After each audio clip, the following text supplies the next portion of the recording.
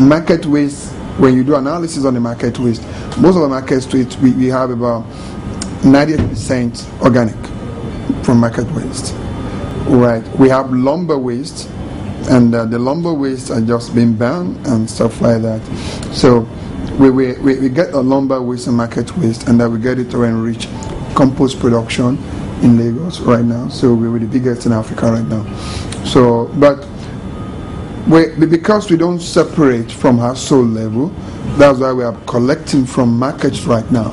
So we concentrate in market collection, and we're using the plant at probably about 25% capacity.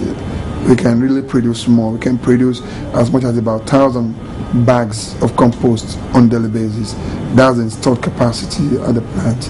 But we're now pushing it into household storage, where we hope by the end of the year, if we can attain 80% household storage compliance, then we'll scale up to the next level. The next level is the separation at source. We're going to introduce the usage of recyclable. The Blue Box program will commence. We're looking at next year, where we'll encourage people to separate at source, and we discount your collection rate by 50%.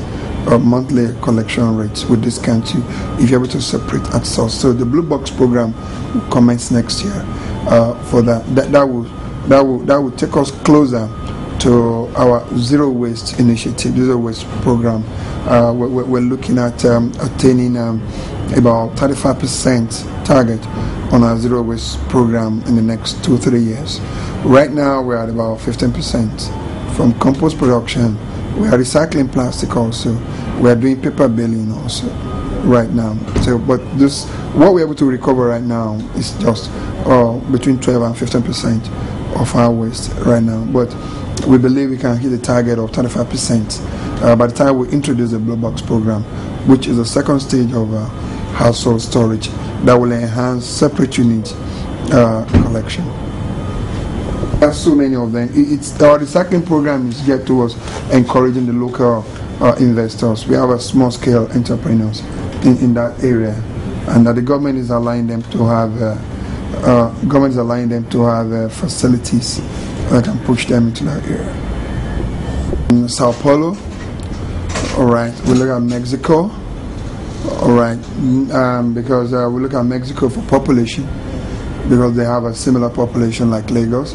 We look at Sao Paulo for size, right, of what we have to cover, because I believe Sao Paulo is a very big, one of the big mega cities we're talking about in the world. Then we looked at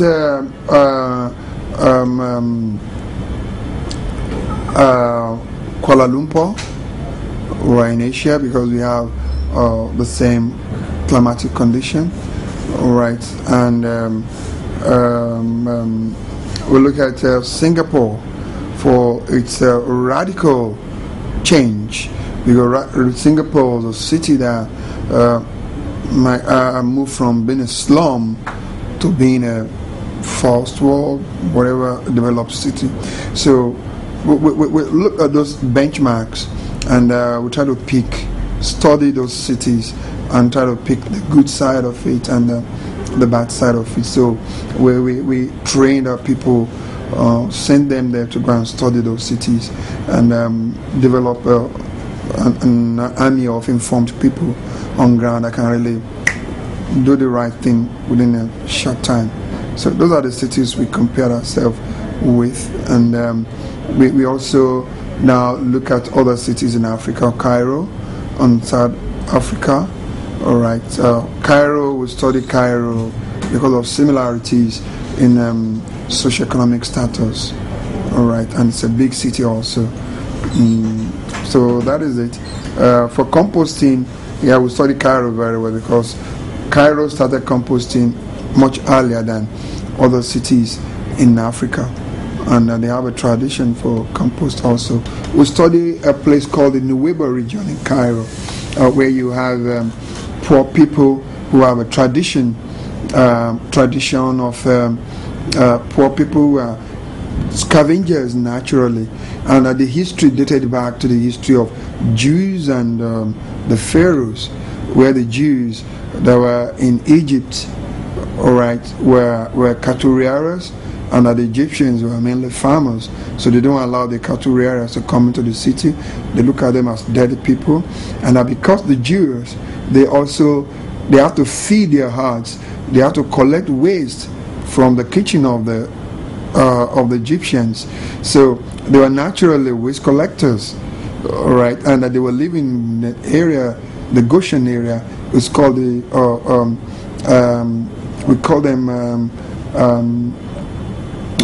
forgetting the names of those people that you call them right now. So they have a particular outside the city where they live, and they were using the waste.